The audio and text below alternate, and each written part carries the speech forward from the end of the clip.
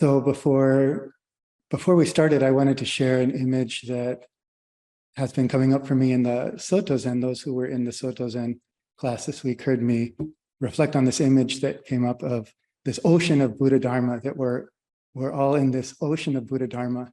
And then these various schools or sects emerge and try to carve up that ocean. This is, I imagine someone on a boat with a can of spray paint trying to spray paint these lines on the ocean saying, Soto is over here, Rinzai is over here. No, stay on your side of the spray painted line on the ocean. So I just wanted to appreciate that really, as Dogen says, there's just Buddha practice. We are in exactly the same Buddha Dharma, all of us trying to find our way to actualize the great profundity of that ocean of teaching. So I wanted to appreciate, and I've heard that Meido so shares this understanding of this great shared heritage and great shared deep mind and body of practice. And also, as I was reflecting on Soto Zen, in part because of the opportunity to offer a class about Soto Zen, and thinking back to some of the history of our schools and appreciating that they've really grown up side by side. There's no Rinzai actually without Soto, and no Soto without Rinzai. And not just in the way that that's true of everything, but specifically these two schools for 1,000 years now alongside each other, growing up. These great figures from the tradition. From the 8th century, there's Matsu and Shuto running around with different flavors, different styles of teachings. And then in the 9th century, there's Dongshan, Tozan, the founder of the Soto Zen, and there's Rinzai, Linji, circulating. And then there's Hongzhi and Dahui in the 12th century, which is these great figures that were also conversing about these different ways of practice, and that conversation has continued. So I've always felt in my practice this deep connection to lineage and this kind of wonder that the practice we're doing every day as practitioners is the same as this ancient practice has been. People have been asking the same questions and struggling with the same practices for 1,000 years and more. But also that the conversation has been happening for that long. So I'm just seeing this conversation today as a kind of ceremony or enactment or moment of a very old, continuous conversation. And so I just wanted to appreciate that. Also appreciating and wondering and wanted to mention my appreciation for the fact that a lot of the divide, the strong sectarian divide between, my side of the ocean and your side of the ocean, lines of Soto and Rinzai, some of that is of course internal. There are real differences, and hopefully we'll get to those. As soon as I shut up, hopefully we'll get to those distinctions.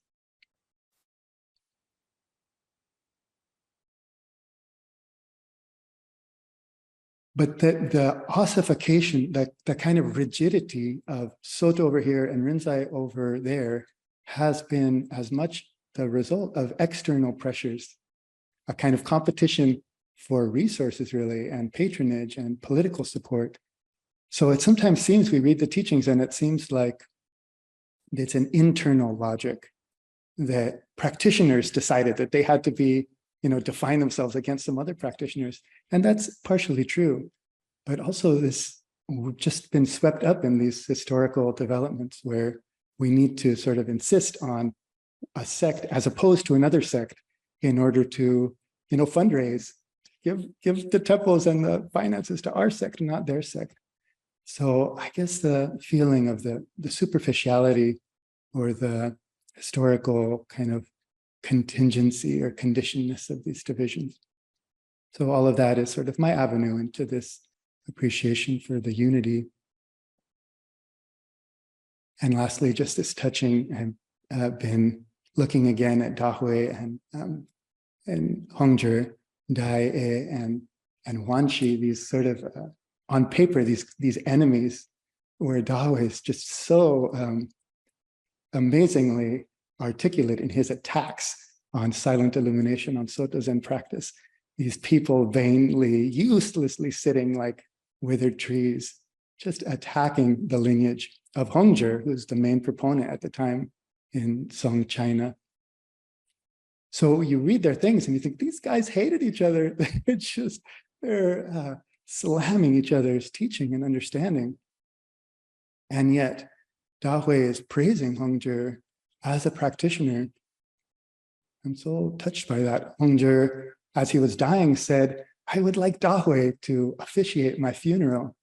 So just this great kinship and a friendship across even sometimes these animated or vital feeling differences. So I wanted to offer that as some framing, Meido, Roshi. I wonder if you have anything to add to that, or we just move into some introductions to ourselves, which I really wanted to go to next. Yeah, I would just say I agree completely. And Zen itself, as it was called in China, the Ekayana school of South India, that was transmitted to China by Bodhidharma. Ekayana means the one vehicle, the vehicle which encompasses all vehicles, taking Bodhi, awakening, as its basis. And from that perspective, how can there be sects? How can there be sectarian divide within liberative wisdom? How can we not be free to learn from and use the teachings and practices of any tradition? So that's how Zen defines itself from the beginning. And the sectarian divide which you talk about,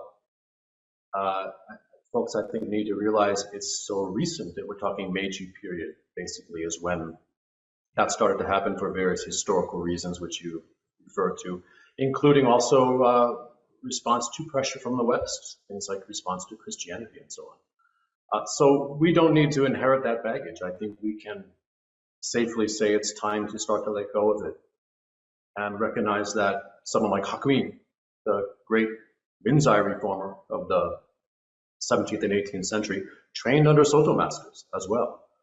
Dogen, of course, famously trained under Rinzai masters. So it's time to see more of these kinds of bridges. It's why I so appreciated the invitation. And I've been encouraged recently to hear that there is some kind of outreach like this also happening in Japan. So let's make it happen. Let's not inherit the baggage of the past. Thank you. Yes, and let's appreciate the dynamic energy in the difference, the dynamic push and pull of the different aspects of that same practice. So you have the worst arguments with the people you're closest with in your family, right? So it's, exactly. Yeah. Well, Meido, maybe you could go ahead and tell us a little bit about yourself, a little bit about where you're coming from, how you fell into such a thing as Zen practice, and how your path in this practice has unfolded, and what you're up to now. Sure. Probably like you, I'm often asked, how did I first get interested in this kind of thing? And I have no explanation for it at all. It was from a very young age. By the time I was in 6th grade, at least, I was reading the Dhammapada and thinking that this was what I wanted to pursue. So I ended up going to college and doing a religious studies degree, but no interest at all in being an academic. I wanted to practice. Not that the two are exclusive, but I knew where my strengths and weaknesses were. My strengths definitely were not in academics. But I ended up doing what was then run by Antioch University, a Buddhist studies program in Bodh Gaya, India. Some of you may have heard of it. A lot of interesting people have come through that. That was in 1988. So my first refuge teacher there in Bodh Gaya was actually a Tibetan teacher, Chokyi Rinpoche, who's still alive. And I also had the chance to train with Anagarika Munindra, a very famous Theravada teacher of Jack Goldstein, and Goldstein and who's the name that I'm missing? Anyway, the famous Vipassana teachers of the day. I'm sorry. he was the one who trained those folks who became sort of the pioneers of Vipassana. So that was an amazing person to meet. But somehow none of that struck me, or I didn't feel that affinity with those traditions. And while I was there, I became very ill with tuberculosis. I ended up coming back and recovering for a year. During that time, I met who would become one of my first Japanese Zen teachers. And what was remarkable to me was that when I started meeting these Rinzai Zen teachers in particular, the methods they were using, what I now know we call in Rinzai Zen the methods of direct pointing. The means by which the teacher can cause the student or help to arrange conditions for the student to have insight, were the same that the Tibetan teachers had been using. I was amazed to understand that there was this other tradition with such a richness and depth of skillful means and practice material. So I immediately after university went to live in my teacher's training hall. I lived there for a total of 7 years. And before he died, which was in 2001, he died young at age 53. His dream was to found a Rinzai Zen Soto, which means not a Zen center, but a training monastery, a place maintaining the sort of rigorous daily and annual schedule of the great monasteries in Japan. His dream was to have found that in the Midwest or the upper Midwest. So he died and he left that dream to us. I was arrogant enough to pick it up and think that I could do it.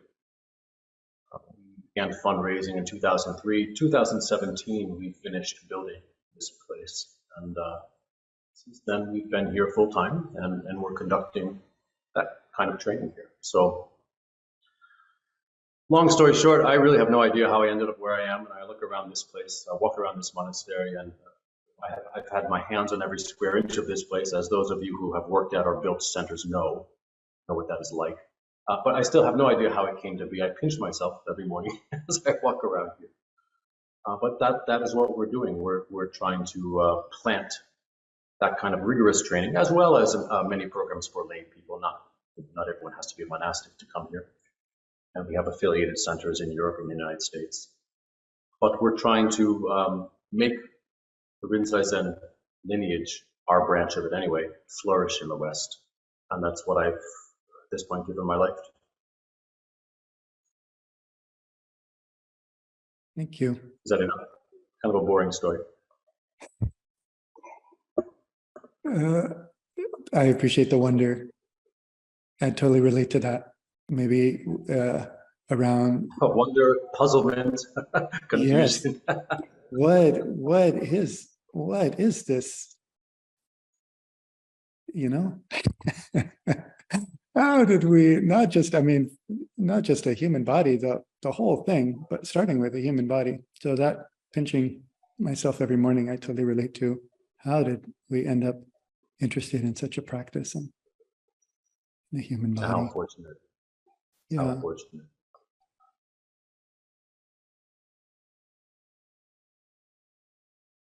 I wonder if you could say, so when you first, what were the methods, or when you first encountered meditation practice, what were you taught? What were the teachings? And did they resonate with you? Or? Yeah, and they did resonate with me. I guess that's why Zen grabbed me.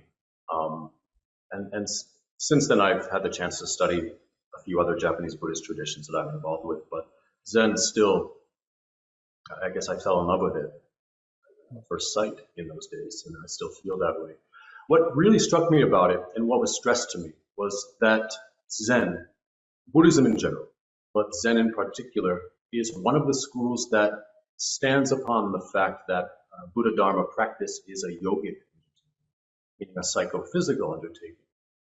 It's not primarily, or I should say the revolution that comes out from the training, the realization that comes out from the training, is not primarily psychological. It's certainly not primarily intellectual, although those aspects of our being need to be encompassed as well. But as we say, the sort of oral instruction in our lineage is that Zen is accomplished through the body. Zen is accomplished through the flesh and bone. We have the saying that awakening, realization must penetrate the very bones of the body. This is not a poetic saying this is something quite literal. So the manner in which the body, the senses, the breathing, the subtle energetics are harnessed and engaged in the practice instruction, and the incredible richness of the oral instruction that unfolds that, to me, again, just struck me as something as rich, as remarkable as any other tradition I had encountered. And I still don't cease to be amazed at it. I'm shocked sometimes at the genius of some of the instruction that has been transmitted. So it's an ongoing love affair, and it seems to not be dying down. Just so incredibly grateful to have met the teachers that I did and the tradition I did. Thank you. That embodiment really resonates for me. That sense of ties in with my own seeking. Before falling into Zen, I opened to say the spiritual life or the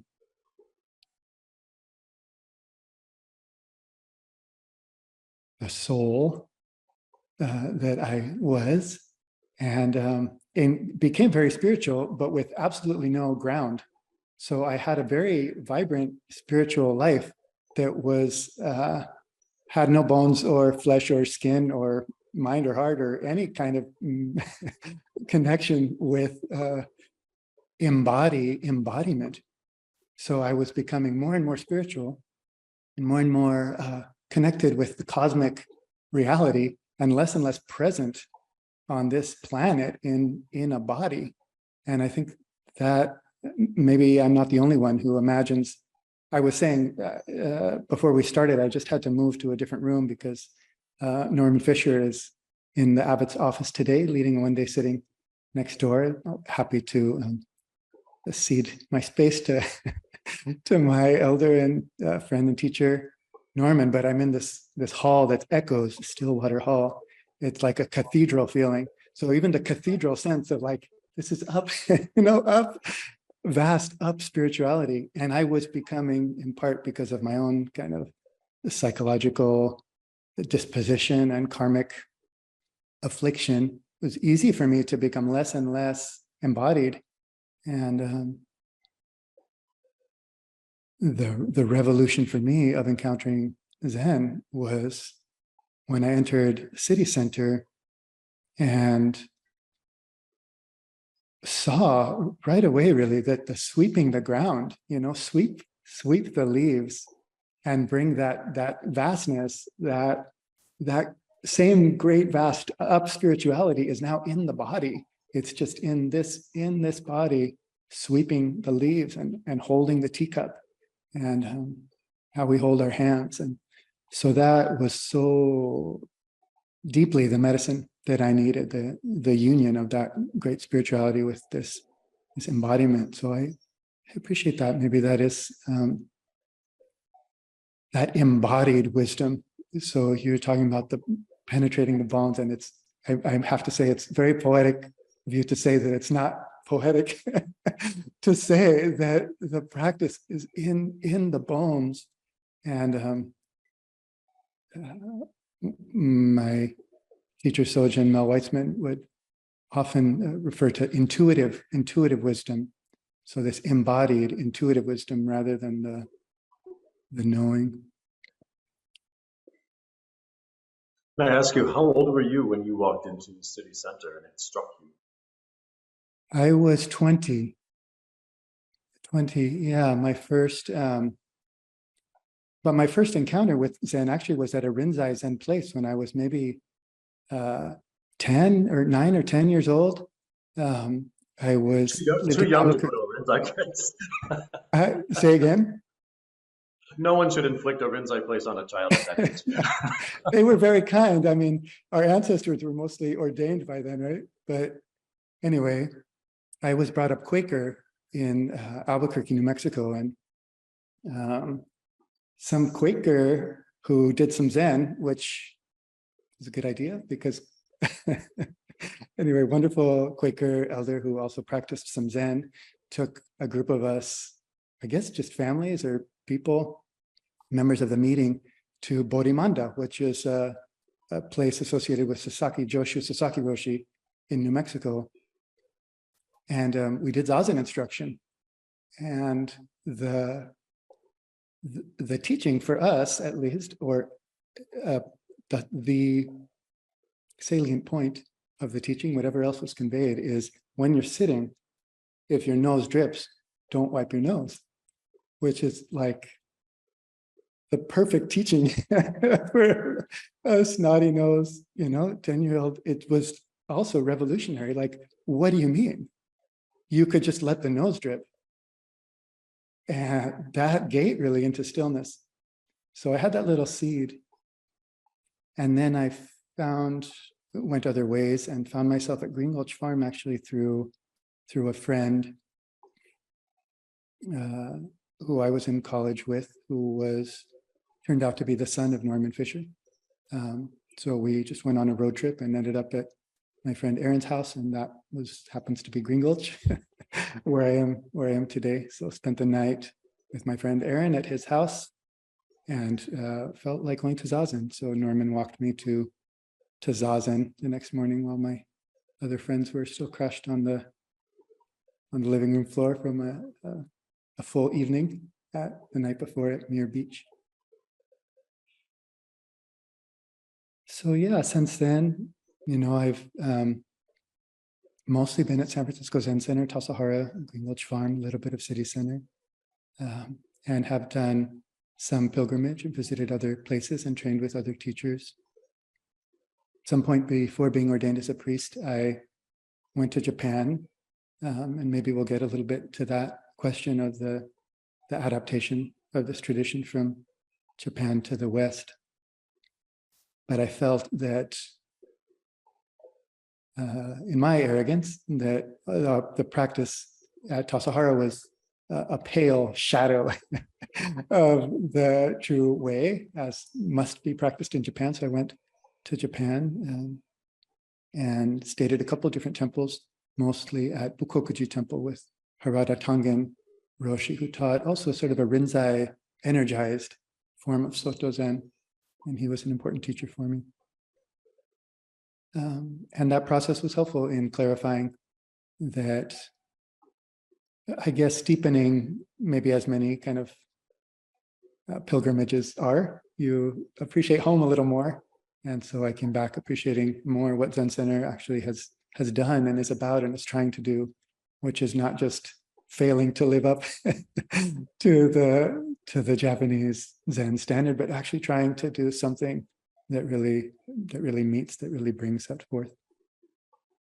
And I guess in the course of that time, I also was married to another Soto Zen priest and have 2 kids who are not yet Soto Zen priests. And after a few years as the head of practice or Tanto here, just this spring, I was put in the abbatial seat, in part because our elders are mostly all on their way to retirement. So that's a little bit about my story.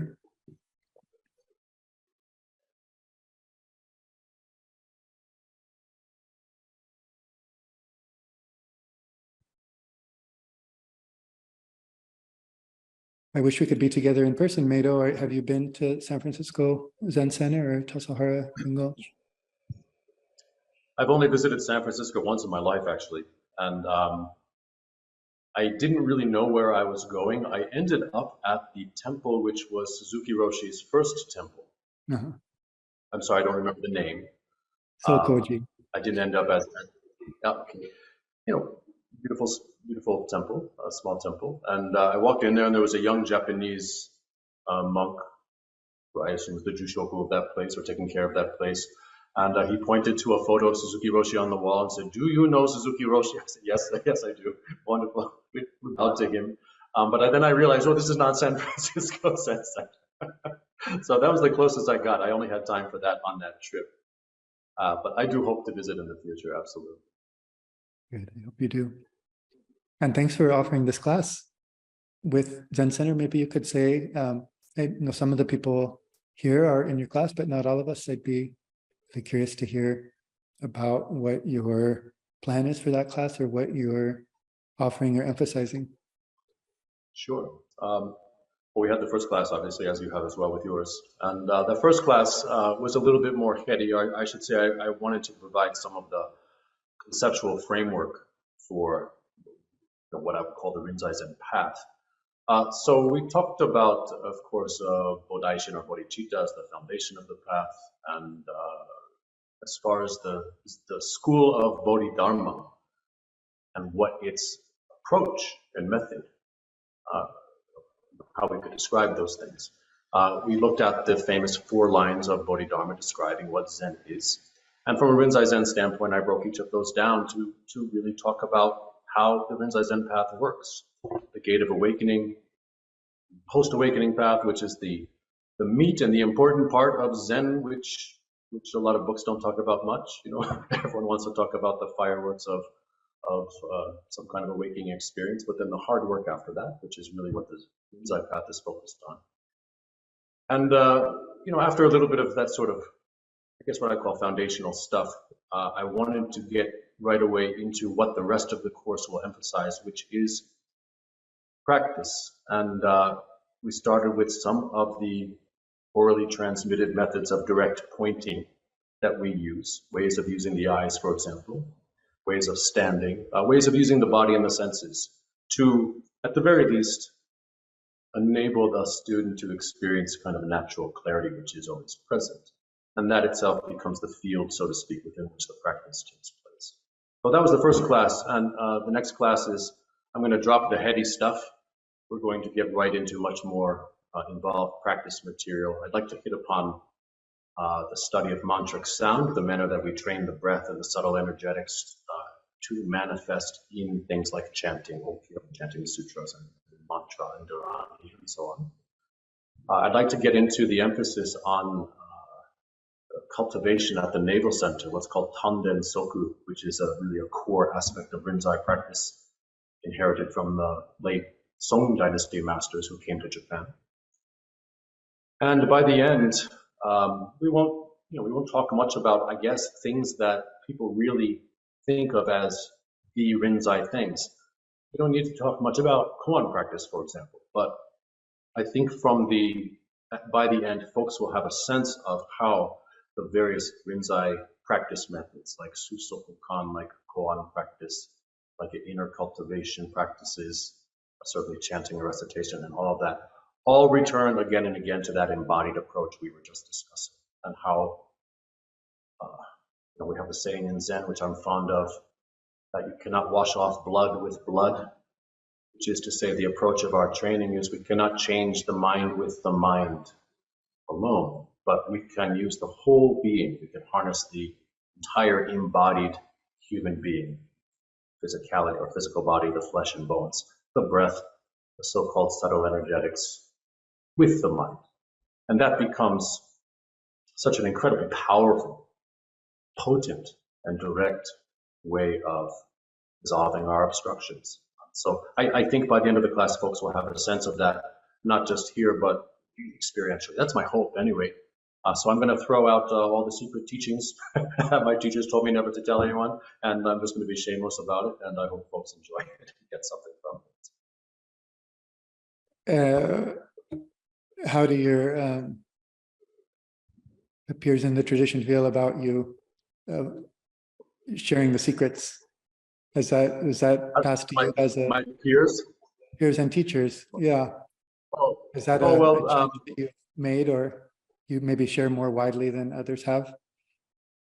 One of them is dead. One of them is retired, so I call upon him when I need to, but otherwise he leaves me alone. And the third one is very supportive, and I think kind of using me as his puppet to say the things that he would like to be said. So bottom line, I have no problems. So there's parts of the tradition that have been secret for a long time that maybe you feel, or maybe that's part of your story about the translation of your lineage to the West, that maybe it's time to open or air out or allow more access to those?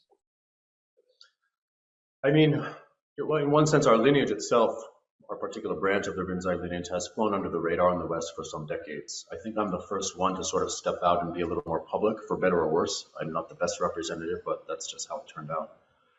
But I think what folks need to understand, I think this is true for all Zen, but I can certainly say it's true for Rinzai Zen, is that 90% of what's important, really practically important for the practice life, is not something you will find in the records of the masters or the Platform Sutra or the sutras. It's what we call kuden, or oral instruction. It's what you receive in person from your teacher. So in that sense, a lot of it is simply secret by nature of the fact that you don't learn about it or hear about it outside of teacher-student relationship. And that's something I think even a lot of Zen scholars don't have a clear handle on. When I read some Zen scholarly works, which I'm grateful for, remarkable research, but also just not quite right when it comes to understanding what actually happens in practice. That so-called transmission, which happens between living human beings, is the center of the Rinzai Zen path. I was talking the other night during my class, something surprising to many people, I think, to hear me say, is that zazen, seated meditation, is not the central practice of Rinzai Zen. We certainly do a lot of it, same as you guys do. No one gets away, or no one escapes from it. But I have to say the one indispensable practice is what we call sanzen. And sanzen, the word meaning to go to or to visit for Zen. In other words, encounter with the teacher. Many people know that practice in a form called dokusan. That's the place where the real instruction and the real so-called transmission happens from my standpoint. So in that sense, what happens in that room is secret. I'm pointing this way because ours is right there. What happens in the room is secret and private, not because it's something dramatic or arcane, but because it doesn't necessarily fit outside the context of that relationship and those two people. And also there are many practices and things which, unless you receive the oral instruction, like a koan practice, for example, there's no way one can understand them at all. So I think I have felt that it's my job to be more open about what Rinzai Zen is. I don't think I'm revealing too many of the family secrets and that I'm giving away things that are going to be harmful for folks, not at all. But I want people, I guess I've been driven by the desire for people to understand what a richness there is in the tradition. As you well know, I think, when folks talk about Soto Zen, immediately conversation goes to Shikantaza. When folks talk about Rinzai Zen, immediately koan practice. And the two traditions become sort of shrunk to those practice methods, and yet both traditions have such a richness of method. If my sharing a little bit of the stuff that's maybe traditionally kept more quiet gives people an appreciation of that richness, that's really my intention. So maybe I'll be scolded at some point, but I'm willing to accept that.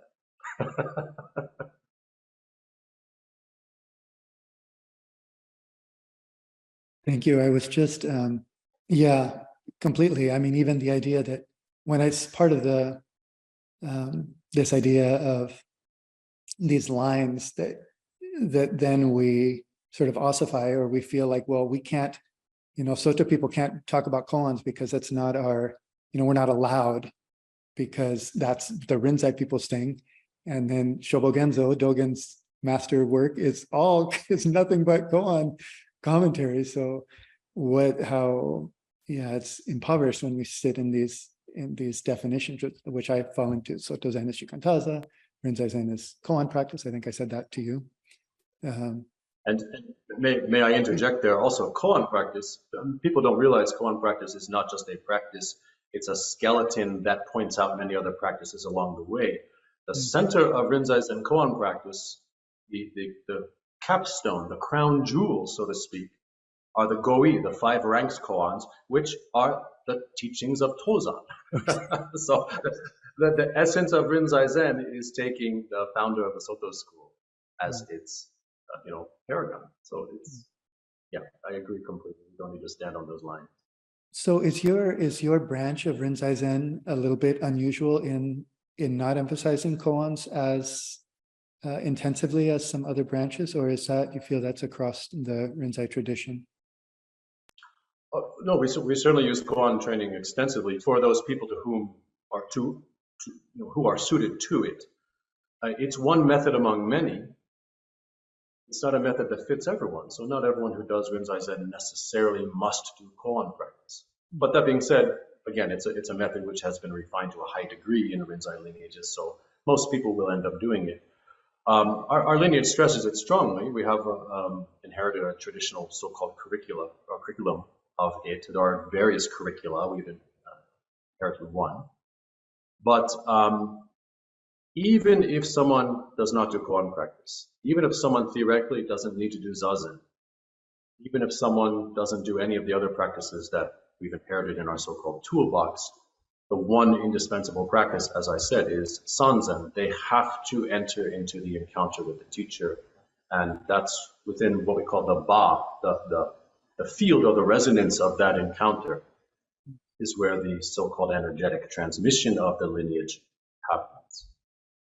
Because as you well know, lineage, we chant the lineage names every morning, but they don't exist. The lineages only exist in the living bodies. Zen only exists in the living people. So that's why we stress, or we stand on that point of sanzen being the one indispensable practice. The emphasis of my lineage is not different in that regard. I might be a little different in really talking about it so openly, again, but our lineage, I think you can consider very mainstream, coming as it does from one of the great temples in Kyoto. That being said, and like Soto Zen, I'm sure, there are many teaching lines within Rinzai Zen. And you can find some pretty varied material in them, depending on the people who are in those lines. I think a lot of folks don't know, I mentioned the other night, that Rinzai Zen is not one organization, there are 15. Rinzai sects, counting Obaku, 14 if you don't count Obakushu. And they all have their house styles. They all have their unique inheritances and what we call kiai or energetic vitality. You can find interesting stuff in some of the treasure houses of those temples that you won't find in others. So even within our so-called monolithic sects, in other words, there's such great diversity. And we even find within the Rinzai subsects, sometimes they're arguing with each other. So I guess as Zen people, we're so passionate about what we do, we like to argue a little bit. But to clarify, it's time to take it as personally. Yeah. Hone the understanding by objecting to each other's approach. You used so many threads here. I just want to appreciate the resonance of that, just being in the space. I appreciate that you mentioned sanzen. Tokusan is a subset of sanzen. In other words, the formal, sit-down meeting with the teacher is one of the ways that we are with the teacher, but really just being with the teacher and letting, as Mel Sojin used to say, many of the meetings with him were not formal. He would, mostly rather have lunch, than sit down for a formal dokusan. And he had this great faith and confidence that just him doing his practice and, us doing our practice nearby each other. And it works virtually too, just that we are sort of, forgive the woo-woo, but a kind of vibration of our practice that vibrates with each other's practice that transmits and is mutual. So that mutual support through that, you called it ba, is it that kind of area of resonance? It's a beautiful image. I wonder, I was just reading with a group also last night in Bendowa, where Dogen is saying, he's responding to the question of, well, what's the practice after awakening? And he says, well, it's the same practice as before awakening. And I think that's emblematic of Soto Zen, this shikantaza. So when we are not awake, the practice is just upright, silent, open, sitting, welcoming everything that comes, being in our body, breathing out, breathing in, not trying to grasp, not trying to push away. And that's the practice all the way through. before, during, and after awakening. And I wonder if in your school, Meido, if there's a sharp distinction between the before and after practices. Dogen, he was in responding to that question, he wasn't necessarily framing it that way. He was accepting the framing of a before and after, which he might hedge. But I wonder, for example, the Susoskan or the koan practice, if those are before or if they bridge before and after, or if you could say something about the difference of those practices. And then I would love to just, maybe you could lead us in one of the embodiment practices that you shared in your class. Okay, no problem. Yeah, as far as before and after would go, we would say that before there's a before and after there's no before and after. If that makes sense. But as far as, so that's one way to talk. But then speaking practically from the standpoint of the path, how do we arrange the conditions of the student such that there is a so-called after, or there is the arising of that liberative knowledge or that knowing that we call awakening or kensho or satori, which again is not the end of the path at all. It's just the gate into the entrance to the path. Classically, Susokokan, you mentioned, the breath counting practice, is the practice which helps the student in the beginning to start to work with mind and body and to cultivate samadhi or meditative absorption, which in itself is not wisdom, as the sixth patriarch made it clear. It has to be also arising simultaneously with the upwelling of prajna. But meditative absorption is something that starts to dissolve obstructions. It starts to make that habitual dualistic seeing, which is sort of the core of our delusion, more permeable. So it's something that most students will do. As we say, usually, if you don't cultivate samadhi, meditative absorption, before awakening, you'll have to do it after, because it's by means of samadhi that it's integrated and embodied and sustained, and ultimately is made to arise 24/7 in a non-departure from it, which is what we call becoming Buddha. But that being said, we don't stand on the line so strongly. For one thing, Susokokan, breath counting, is a perfectly sufficient practice for one's whole life. One does, even if one never does koan training, one can become completely awakened using Susokokan. And like all Zen, we acknowledge quite strongly that there is ultimately nothing to gain, in the sense that there's nothing to gain that was lacking from the beginning. Not seeking for something outside myself, but I would like to clearly understand what is meant by my nature. Nature is not a thing to get. Nature is just the nature of something. So I was talking the other night about kensho, and I really wanted to kind of hit on this point that kensho is not something to crave. It's not an experience to have. It's not something one sees, but it's a change in the way of experiencing, a change in the way of seeing. As long as we understand that, which we cannot understand until we arrive at that gate, but as long as we use those kinds of words, they might be less obstructing for people. And that before and after line is something that folks can not worry about at all. They're throwing themselves utterly into the practice given to them by their teachers, whatever that may be. They can have faith that so-called awakening is right there. And the clear seeing, or I should say the change in the way of seeing, which we call awakening, will happen when the conditions are right, and through the direct pointing activity of the teacher and through the effort of the student and so on. We almost cannot fail to succeed at that. And then, as a great Master Torei, Hakuin's famous student, one of our most important Rinzai guys, reminded, it's pretty easy to arrive at kensho or satori, actually, relatively speaking. What's uncommonly difficult is what happens afterwards. And not many people who look at Zen history, although they may arrive at a kind of awakening, follow through with the exhaustive post-awakening training, which takes awakening itself as the basis. That's why, or Hakuin says, that's why Bodhidharma, quoting him, I think, from the Bloodstream sermon, said, many people know the way, but not many people follow it. So what I guess what I have come to appreciate about the Rinzai Zen path is the manner in which it stresses that post-awakening exhaustive practice to bring all of one's actions of body, speech, and mind into accord with awakening, and as we said, to cause it to penetrate the bones. You don't really get that if you read some Rinzai Zen popular works, or if you read Three Pillars of Zen, I think, which pointed some folks towards Rinzai-inspired practice. A lot of tales about the fireworks of awakening, but the after training, the after path, that's where the real fun is. And I think that's, again, if I want to stress anything, I want to stress that's what Rinzai Zen really stands on.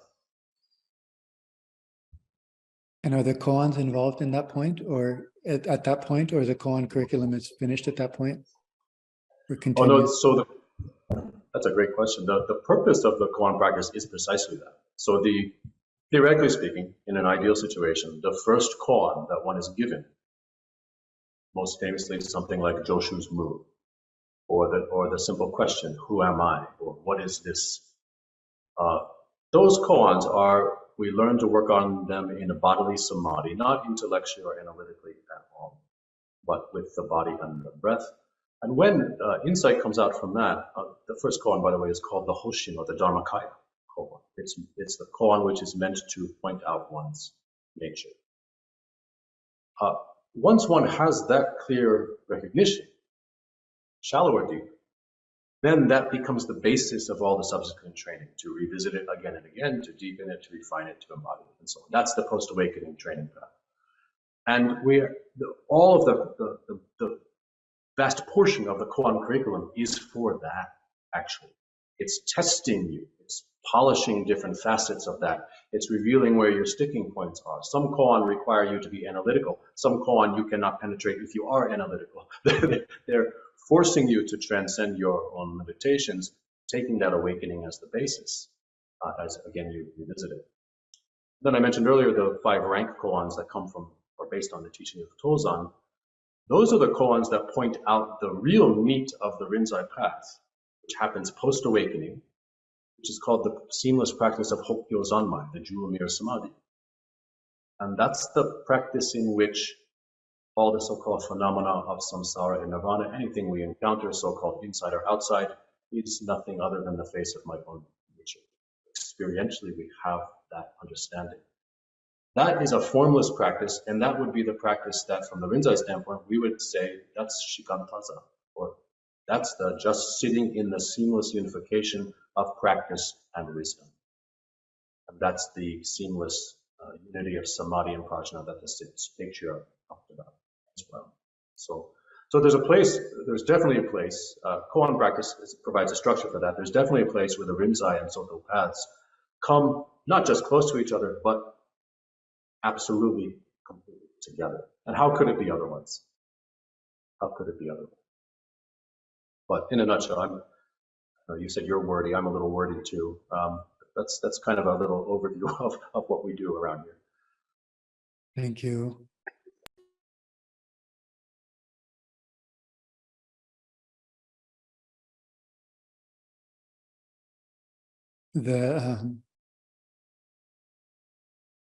I love this framework of Zongmi of, there's gradual practice and sudden, followed by sudden awakening, and sudden awakening followed by gradual practice. And that's sort of our thing, is sudden awakening followed by gradual practice. And maybe I'd say in Soto Zen, one way to think of it would be any sort of transformation is like not fast enough. It's not sudden enough because it hasn't happened yet, or it will happen later. So sudden awakening is so immediate that it already happened. So we sit in the sudden enlightenment that's before sudden. And that's the practice that many our siblings in Rinzai Zen and many other traditions say we're crazy to be trying to just sit in that already awakened, as you say, seamless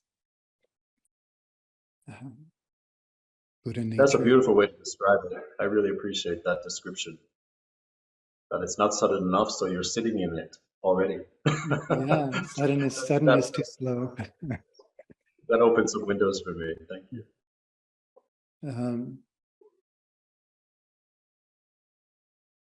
I would say also the integration, so the practice of shikantaza and also breath counting, wonderful. Also a core practice for Suzuki Roshi, and really sort of a fundamental practice in Soto Zen too, the breath counting. And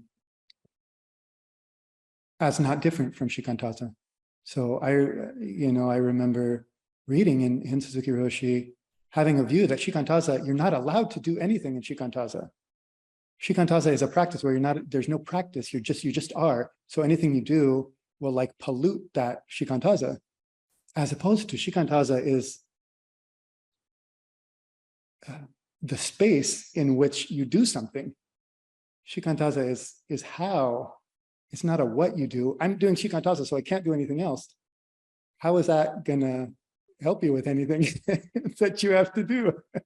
Shikantaza includes, and so in Suzuki Roshi, there's just a passage where he's talking about counting the breath, and then he's saying, so continue shikantaza in this way. But wait, so shikantaza includes whatever practice we're doing. It's more like the how than the what. We don't need to keep that area clear of any practice. And if we try to keep it clear, then we get this feeling like, I'm not allowed to do a practice. I wish I could do a practice, but I'm a Soto Zen guy. I have to just do shikantaza. But shikantaza is just do a practice and don't be crazy. Do a practice and don't miss your life.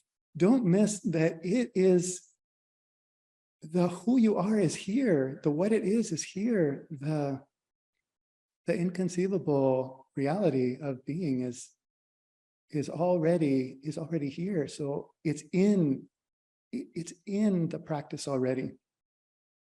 And then do a practice for the love of God. Like work with your mind in some way, work with your heart. So wonderful, that very resonant for me, this breath counting as all the way through, going all the way through. One of the things in my class I mentioned was Suzuki Roshi's teaching that's become really important for me in terms of trying to name that quality of Suzuki Roshi's Soto Zen, of this warm heart. And he talks about this breath counting in such a beautiful way of caring for the breath. He has this great line, we don't count our breath in order to avoid the thinking mind. We count our breath to take care, because the breath is there, being Buddha. And we just want to take care of it. We're taking care of suchness. We're taking care of reality itself through this kind of loving care of the out-breath and the in-breath. So that warm heart element of posture, so Soto Zen, of course, or shikantaza emphasizes this upright posture in a way. Sometimes, especially the Japanese Soto Zen shikantaza, it's indistinguishable from posture. It's just posture practice. I remember I was caught up in this, like, what is shikantaza really? In one of the temples I was at in Japan, and I asked, there was a great visiting teacher, and we had a chance to ask a question. I said, what is shikantaza? And he just gave me the zazen instruction, like, oh, you don't know? It's just this upright sitting. It's just being wholeheartedly in the posture. It's a kind of yoga posture, wholehearted. Can we just wholeheartedly be in the body? So that's an image I've been using lately of imagining the sitting upright, which is seems like such a simple posture to take, with the same kind of whole, fully engaged body, breath, mind, heart. The total absorption, the total concentration, total exertion, as Dogen says, the total exertion in the posture, just like if you were doing a handstand, a one-armed handstand in a yoga pose, this is like a very hard yoga pose. And so people don't take the yoga pose and then say, now what do I do with my mind? I've got it, teacher, I'm in the one hand handstand, but what do I do with my mind? How do I apply my mind? That would not come up as a question. Your mind is nothing but your body is doing this thing. But when we sit, somehow we get the instruction for sitting, and then we say, okay, now what do I do with my mind? No, your mind is just the sitting. It's just the body of sitting. So the shikantaza and breath counting, wonderful resonance, of course, the breath counting. He also says, Suzuki Roshi, count with the whole power of the universe, which is wonderful. Everything's involved in our counting. But I wanted to say, in terms of this integration, or the kind of the gradual, lifelong, kalpas long integration of the wisdom and compassion through, I think is what we would call precept practice.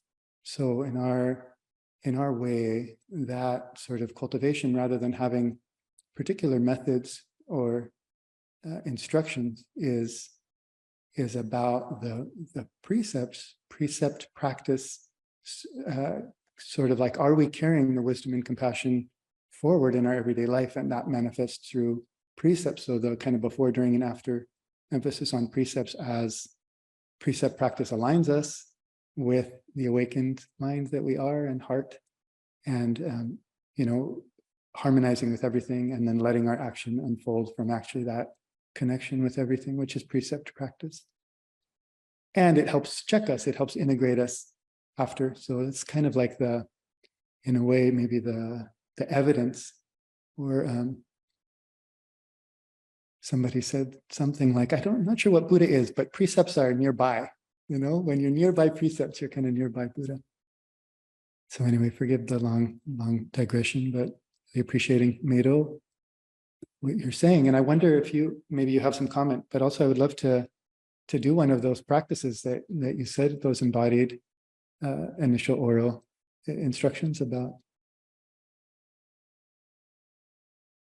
Sure, just a few comments. What struck me about breath counting, the way you were describing Suzuki Roshi's instructions for that, I could agree with those completely, or I should say they resonate completely with our instruction. We call that practice breath counting, and it's a bad name because it's often taught this way too. The student is told that they should count their breaths, count their exhalations 1 through 10, for example. So they set up the breath as a mental object, which I'm observing and I'm counting. And it's a practice which, first of all, is reinforcing the habit of dualistic seeing, which we're trying to cut through. And second of all, once you've split yourself in that manner, now the further common splits start to arise, where a part of you is observing this so-called breath and counting, and a part of you is watching yourself do that and judging whether you're doing a good job or not, and so on. And just like the handstand, just like the handstand you mentioned, what do I do with my mind? That's a sign that they're not doing the practice. So what we've taken, or the way we've taken to translating that, instead of counting the breath or breath counting, is breathing the count. And that's a small change, but the import, if you can catch the feeling of it, it's really vast. You breathe the count with your whole being. There's no room for anything else. There's no room for even worry about whether one is practicing correctly or not. There's nothing but the whole universe essentially as the count. And we very easily go into the meditative absorption in that manner. And that's the way that breath counting can become a practice which is wholly sufficient for one's whole path, actually. So anyway, it just struck me that as I was listening to Suzuki Roshi's instructions, which you were describing, that's a good way to say that. It's not unlike things I've heard some of my teachers say. As far as a method, an embodied method, I guess we have so many of them. The one which I really like a lot sort of builds on this first one, so we won't get to it. But there's one which I did the other night, which is a sort of oral instruction jumping off from a passage in the Vimalakirti Sutra involving one's big toes. So some of the folks who were at my class the other night will remember that. But the foundation of that, anyway, is the way that we use the eyes in zazen and more broadly in our training in general.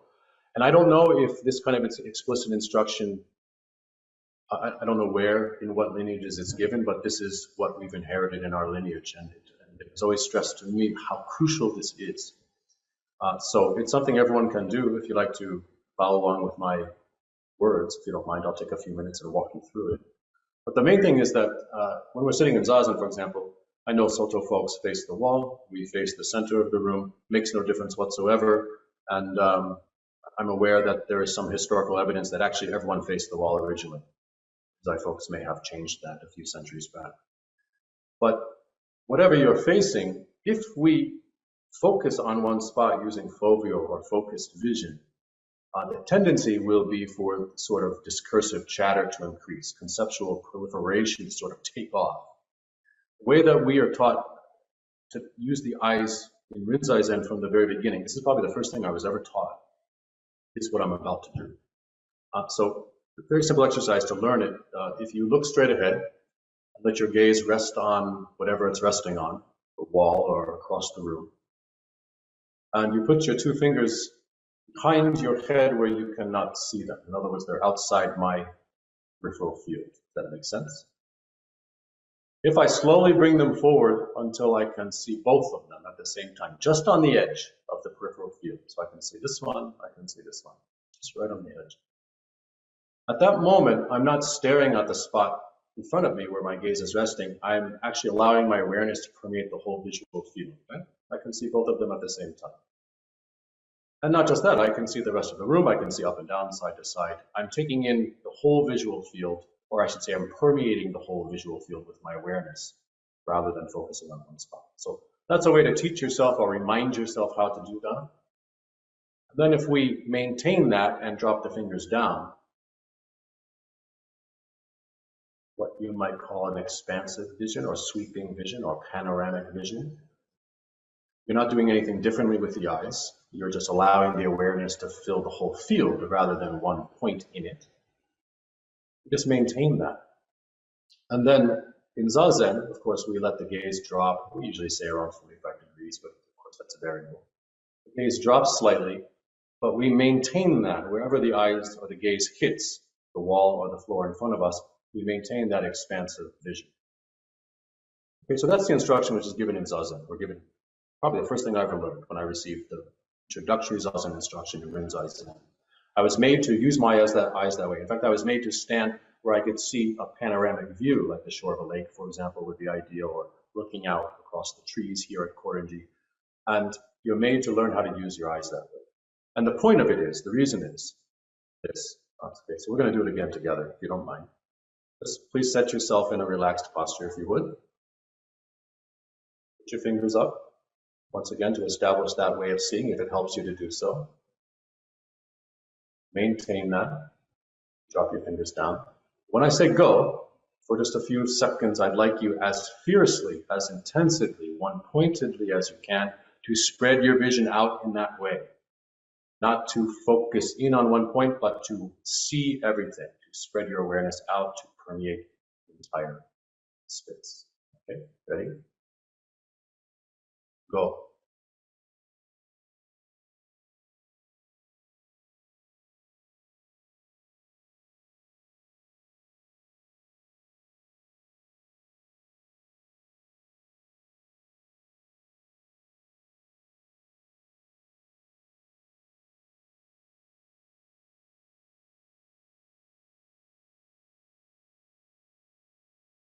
And stop.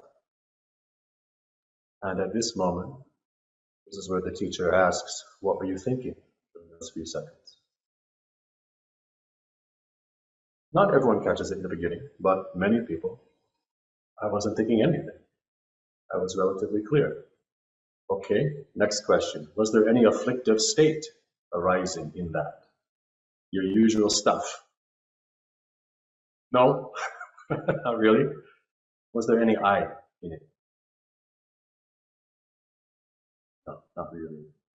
The usual sort of dualistic or I reification, I subject, observing, object, at least becomes a little permeable, drops away a bit. So that way of using the eyes is the first thing we teach people. It introduces them or helps them to understand that they have this capacity for a kind of clarity. Something as simple as using the eyes, again, a yogic method, an embodied method, changes the way we experience. So when someone experiences that, they catch it. Sometimes it takes a little practice, but most people can catch it. A little faith starts to arise. They start to understand, some of them for the first time in their lives, that they could be clear. reasonably clear. And then that becomes sort of the basis of the zazen instruction. We then go into instruction using the posture, how to use the breath in zazen, and the Susoku-kan, the breath counting practice. But again, that's the way the eyes are used in zazen, actually in almost any activity that doesn't require focused vision. And I always tell people, it sounds kind of hokey, but if you never come back to Zen, you only learn this, and you take that and put it into your daily life, your daily walks or whatever you do, you can change your life in the space of 1 week, experiencing completely. So that's the manner of using the eyes in Rinzai Zen in a nutshell. When I first met my Rinzai Zen teachers, they taught me that as the first thing. And when they did that, I was immediately transported back to when I had been in India 2 years before on Vulture Peak. I have a trouble with Tibetan names. Chokyinima Rinpoche basically did the same thing to us as a Mahamudra instruction. Said, look out over Rajgir, the ruins below, or the forest below Vulture Peak. Spread your vision out. And he asked more or less the same questions afterward. I didn't really catch it then, but when my Zen teacher taught that to me, I caught something. And I realized what Chokyinima Rinpoche was trying to point out too. So that's just a personal anecdote about how that particular method was one of the ones that sold me on Zen and made me realize some of the things former teachers had been trying to show me also existed here, and there was this great commonality of what was being pointed to. It's quite remarkable. So that's simple thing for you guys. Thank you for sharing that practice. Yeah, that detail, you know, having so in Soto Zen, there's basically nothing to do, and that's its depth, is that there's actually nothing to do. And the energy that's created when we do something, it's related, you know, I think the great gift for us of Rinzai Zen is that energy.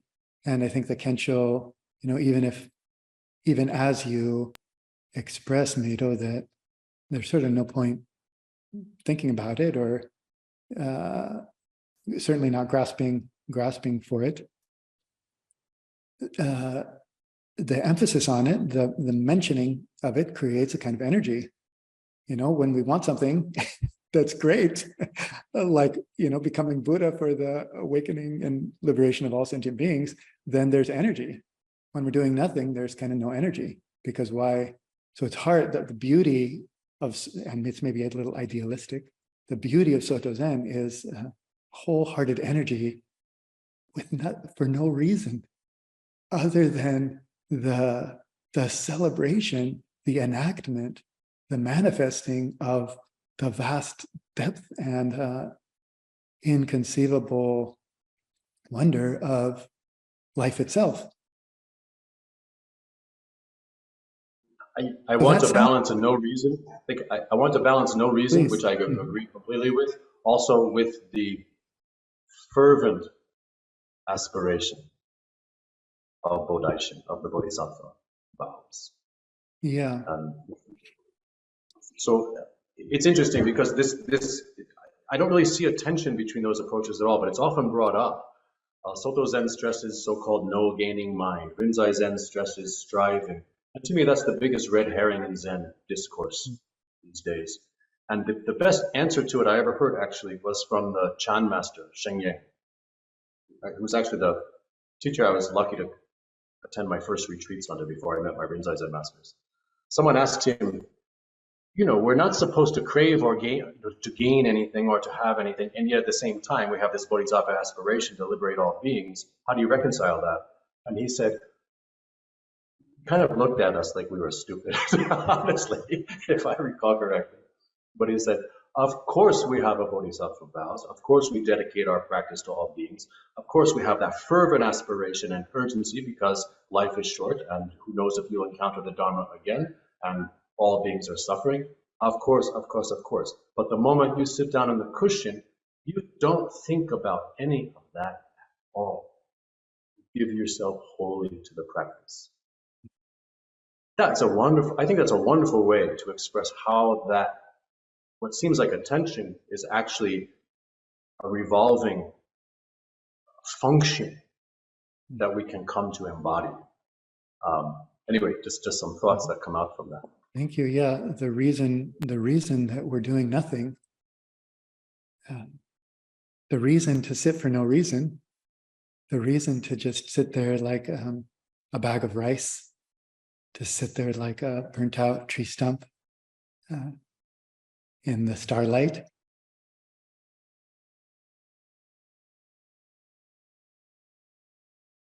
is because of this deep wish to liberate beings, and this say deep intuition that life is too precious to do something.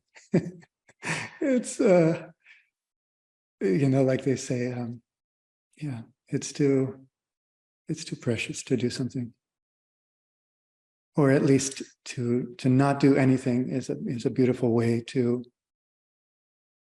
enact that depth that we intuit. But so absolutely that vow as a point of posture, I've been teaching it lately based on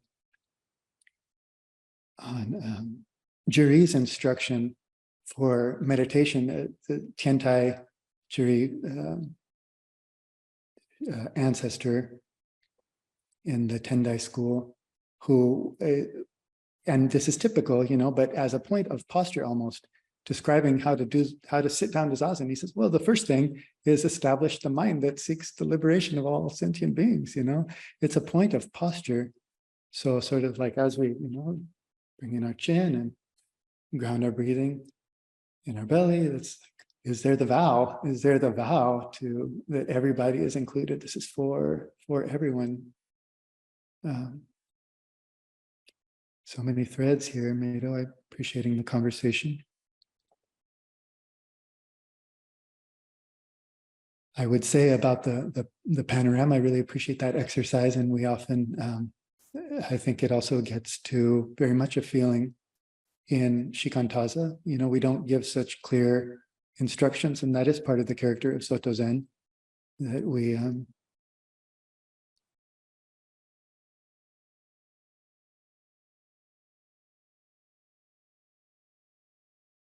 don't spell it all out or give many methods to use. There's a kind of open field, an open invitation to just sit down, face the wall, and figure out what your zazen is, figure out how you want to live your life. But often when we talk about Shikantaza, that panoramic open awareness, so that's wonderful, that all around and above and below, and to do that visually is wonderful. And with the breath counting also, the breath is in a vast space. So we then, as we move from the breath counting, we're including sound and including sensation and including light and including feeling, and all of that is right there. Within that space. It's all in that great space. Maybe just a word I wanted to hear a little bit, and maybe just briefly, Meido, about some of your teachers and your approach to teaching and the way that you've been taught. And when you mention hara or tanden practice, I just wanted to appreciate. So when I was in, I hadn't been so, that was not emphasized. I went to Japan after being at Zen Center for 5 or 6 years, and I was surprised at the emphasis. Tongan Roshi's teaching was just lower belly, just breathe in your hara, just to point here.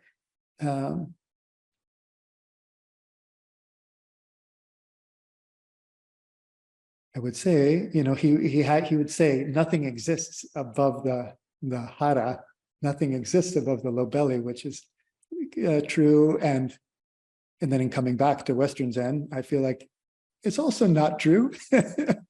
We also have karma of our mind, and we have these emotional tangles, and I'm glad that we are including them, that they do exist, and that we work with them, and that part of the path of maturing, becoming a fully mature person, and working all of the threads of our being, not just the samadhi, but all the other paramitas as well, And the anyway, so I think he knew that the heart and the mind also exist, but the energy and the groundedness of that lower belly, and coming back to Zen Center and asking the teachers here at Zen Center, like, why didn't you mention that?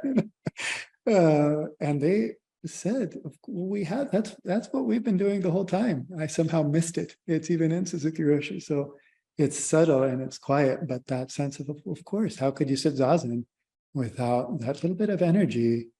You know, Suzuki Roshi says, just push down a little bit of energy that'll help you have a posture. So that lower belly center, that kind of to make our zazen real. And especially Sojin Mel Weitzman emphasizing that practice. In terms of shikantaza, and also in terms of teacher-student relationship, the image from Suzuki Roshi of a wide pasture says the best way to get a restless cow, and I don't know why, there's not a lot of restless cows, but anyway, our mind, it's like, how do you control this thing that's, much bigger than you, this giant ox, roaming around. How do you get that to settle down? You try to rope it and wrestle it and drag it down. And he says the best way to get the cow to lie down is just give it a wide pasture, wanders around for a while, and then it comes to rest. So that sense of wide pasture in our teaching, really, in our zazen, of just space, and then the rest will come, the ease will come, and that as teachers and students, and I have very much received this as a student, and still do as a student, and in my teaching also try to offer this wide pasture, wide field. Just sort of like accompanying around the edges and allowing the life of the student, the wisdom of the student to mature in its path. And so that image, I think I've felt in my Zen Center teachers, there's a lot of love there. There's a kind of unconditional love, really, and there's not intervention, just like our shikantaza is a lot of love. It's love and not so much intervention, but it's a lot of faith, trust that how is that going to work? It's, it's been an hour and the ox hasn't laid down, or it's been 10 years, and I'm still a mess. So you could say it's one side, wide pasture is one side, but that's maybe a character of our school. And I wonder, sounds maybe quite different than the kind of intervening or having an agenda. Another way I see it, as Mel transmitted to me, was don't have an agenda with the student. There's nothing I want for the student, really, other than to realize their own wisdom, their own path. As opposed to like, no, there is an agenda. You're here and I need you to get there, and this is how you're going to get there. So some reflection to set you up. If you could, Meido, say some things about your teaching style and your teachers. Sure. I think the intention always has to be to have the student realize their own wisdom.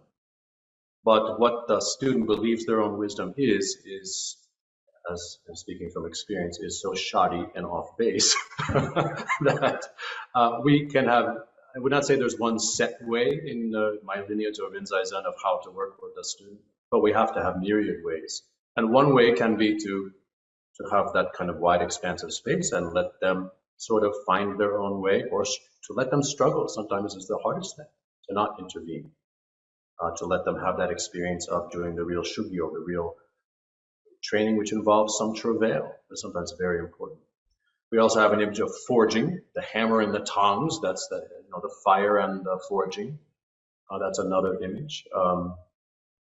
There's a term, it's used in some koan as well. Japanese sotaku. Sotaku means to peck. And it's described as like a hen pecks at the egg at the same moment that the chick is trying to peck from inside. So that, in other words, the teacher is pecking from the outside to free the student as the student's pecking from the inside. So that kind of skillful means, of which there are many forms, we acknowledge as the teacher's primary job. But at the same time, if that itself becomes reified as a rigid means, codified techniques, if you intend to do so-called sotaku, rather than have it spontaneously manifest through the clear seeing and from the clarity of one's own samadhi condition and so on, as the student is in front of you, then it becomes also something stinky and not so useful. So I that's beautiful. Just the preciousness, the fragility of that. It's a beautifully tender situation. Just appreciating the fragility. Tender, even when it doesn't seem tender, yeah. Trying to peck if it's not time to peck is like not a wise hand. Well, Hakuin famously commented on this concept of sotaku because he mentioned an incident from his childhood where there was a cicada struggling to get out of, to molt, to get out of its skin. And he wanted to help it, and he ended up, I don't know if he ended up killing it or breaking its wing, he ended up damaging it. And that's an image that he raises later in his writings about the responsibility of the teacher to have that skillful means to see exactly what approach is needed and not to intervene too much sometimes. So that's a really important point. I mean, the Rinzai Zen, what we would call the kiai, the vitality or the flavor of it, is often described as very dynamic. Some people even say martial. But I have not observed that is always the case. What I've received from my teachers is an emphasis that it has to match the conditions of the student. At the same time, if the student and the teacher are not both exerting themselves to really mutually explore the Dharma, manifest the Dharma together, to bring out that clarity, to bring out that fierce compassion, to bring out the kind of energetic vitality which has the hope to fulfill the aspiration of helping all beings. It's not just lip service. Then I could say it's not, from our standpoint, it's not really Rinzai Zen practice. So in other words, I think there is some truth to the fact that there is kind of a flavor or a mood to it. But when it's genuine, when it's not manifesting in some sort of aberrant way, it's coming out from, again, that basic foundation of the whole path, which is the four vows, the arising of Bodaishin, or the aspiration to liberate not just self, but others. And we're reminded again and again, Torre famously, my favorite lines from him in one of his important works.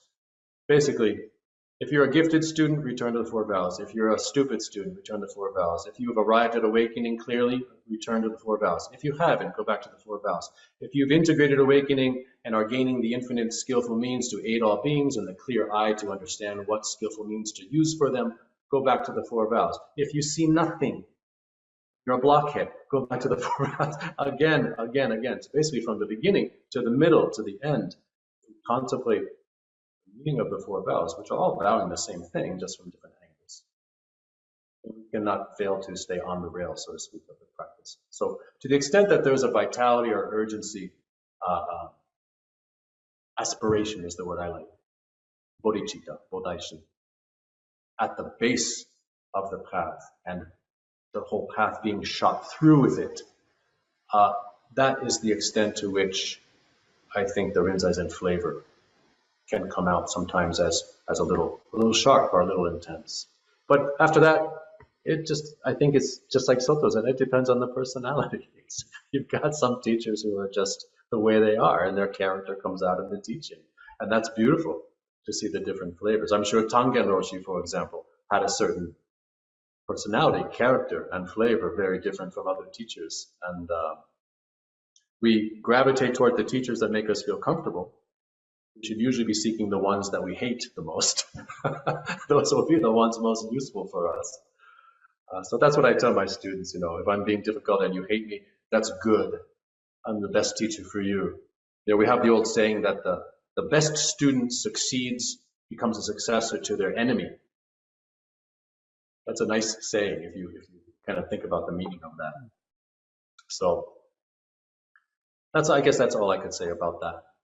The flavor of Rinzai Zen. Yeah. Thank you. We also have the expression Suzuki Roshi says,